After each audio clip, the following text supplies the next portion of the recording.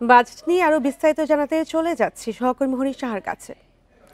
হরিশ সাহা, কি তথ্য আছে আপনার কাছে বাজেট নিয়ে? শাজমিন, আপনাকে ধন্যবাদ। অর্থ উপদেষ্টা কিন্তু বেলা ৩টার দিকে বাজেট প্রস্তাব ঘোষণা করবেন বিটিভির মাধ্যমে। তার আগে আমাদের কাছে বেশ কিছু তথ্য এসেছে, সেগুলো আমরা দর্শকের সঙ্গে শেয়ার করব।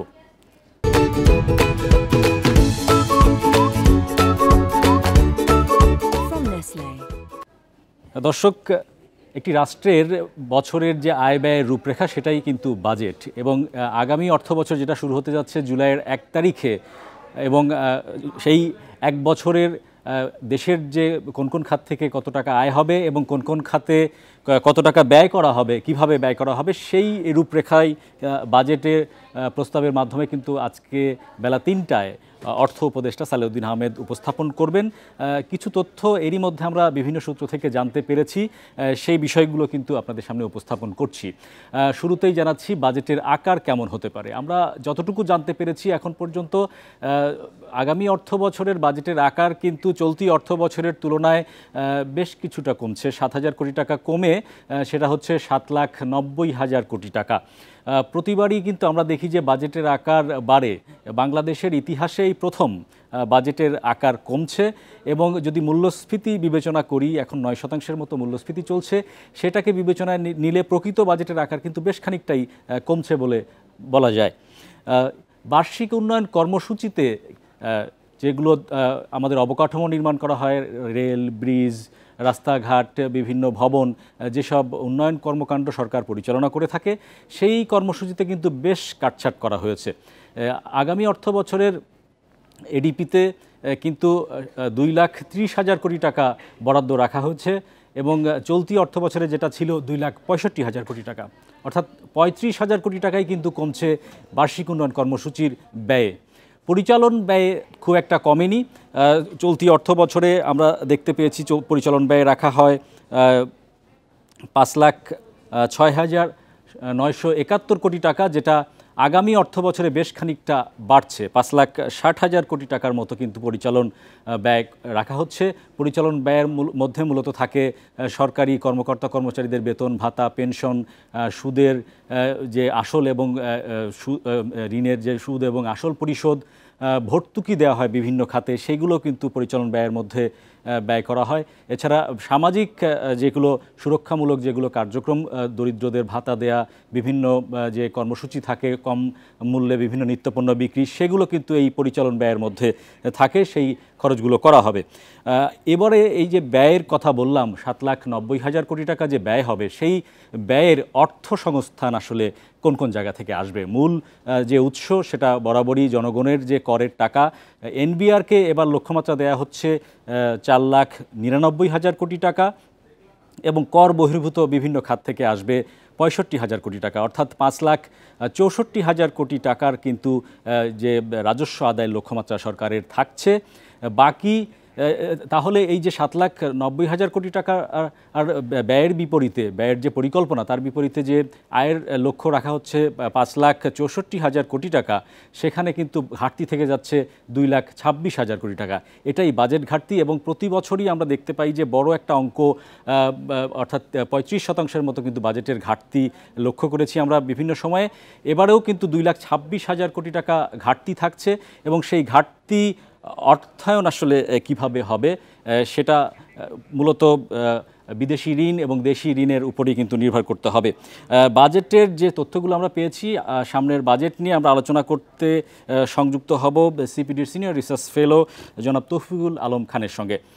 জনাব আলম, আপনাকে স্বাগত জানাচ্ছি। তৌফিকুল ইসলাম খান,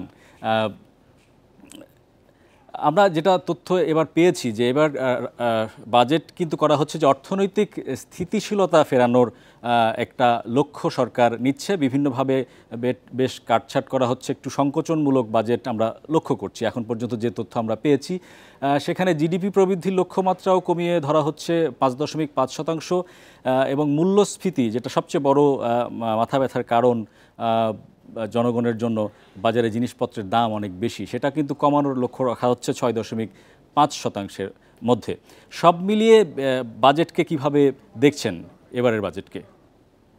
আপনি ঠিকই বলেছেন, যেটা বড় আমার মনে হয় যে লক্ষ্যমাত্রা রাখা হয়েছে সেটা হলো যে অর্থনীতির ভিতরে একটা স্থিতিশীলতা আনা, এবং অর্থনীতির এই স্থিতিশীলতার জন্য আপনারা জানেন যে অন্তর্বর্তীকালীন সরকার দায়িত্ব নেওয়ার পরে যেই বিশৃঙ্খল একটা অর্থনৈতিক পরিস্থিতি ছিল, তারা একটা বড় মনোযোগ দিয়েছে এই বিষয়টাতে। এটা থেকে একেবারেই কোনো সন্দেহ নেই।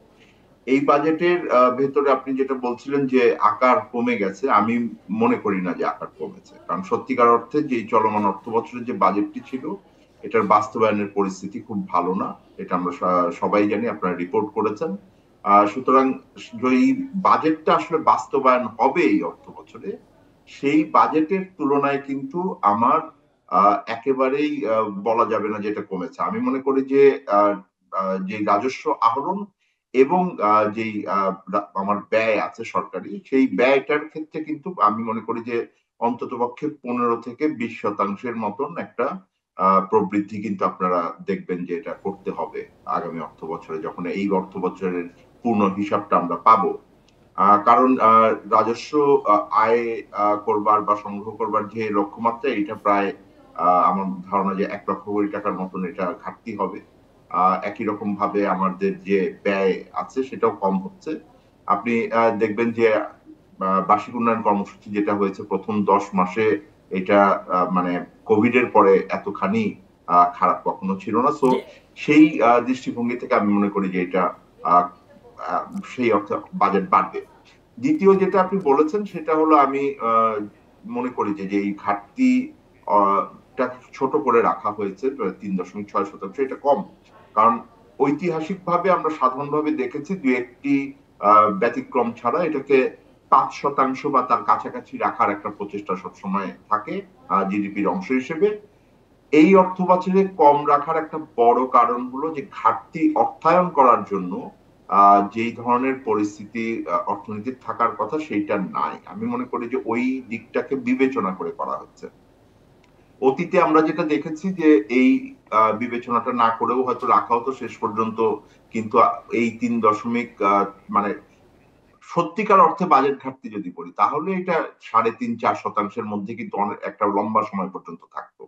তো ঘাটতি অর্থায়নের জন্য আমার এখন কিন্তু ব্যাংকের তারল্য পরিস্থিতিও খুব নাই, আবার বিদেশি ঋণ থেকে সহায়তার অংশ আস্তে আস্তে কমে যাচ্ছে। বরং একটা বড় অংশ আপনারা দেখবেন যে যেটুকু আমরা ঋণ পাচ্ছি, আমরা যদি যা ফেরত দিচ্ছি এখন বিদেশি ঋণ আগে যা নিয়েছিলাম, সেইটা মেটাতে গিয়ে নিট বিদেশি ঋণ কিন্তু খুব একটা থাকছে না, ফলে সেগুলো এখন বাস্তবতা হয়ে যাচ্ছে।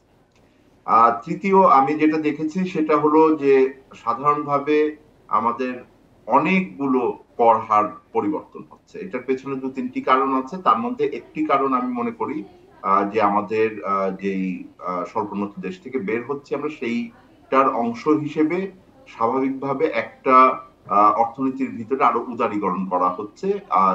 মূল্য মানে সেই জায়গাটাতে আমাদের একটা ফোকাস আছে। দ্বিতীয় যেটা আছে সেটা হলো যে আমাদের কিছু মেজার আছে যেগুলোকে আমাদের যেহেতু রাজস্ব সংগ্রহ কম, আবারও সেই একই পুরনো প্রক্রিয়ায় আমরা ধন্যবাদ জনাব তৌফিকুল ইসলাম খান। আপনার সাথে আমরা পরবর্তীতে আরেকবার যোগাযোগের চেষ্টা করব। শাজমিন, এই ছিল এখন পর্যন্ত আমার কাছে বাজেট নিয়ে সবশেষ তথ্য। ধন্যবাদ হরি আপনাকে বাজেটের তথ্য জানানোর জন্য। শুনছিলেন বাজেট নিয়ে বিশেষ আয়োজন, এই নিয়ে আরো খবর সংবাদের পরের অংশে।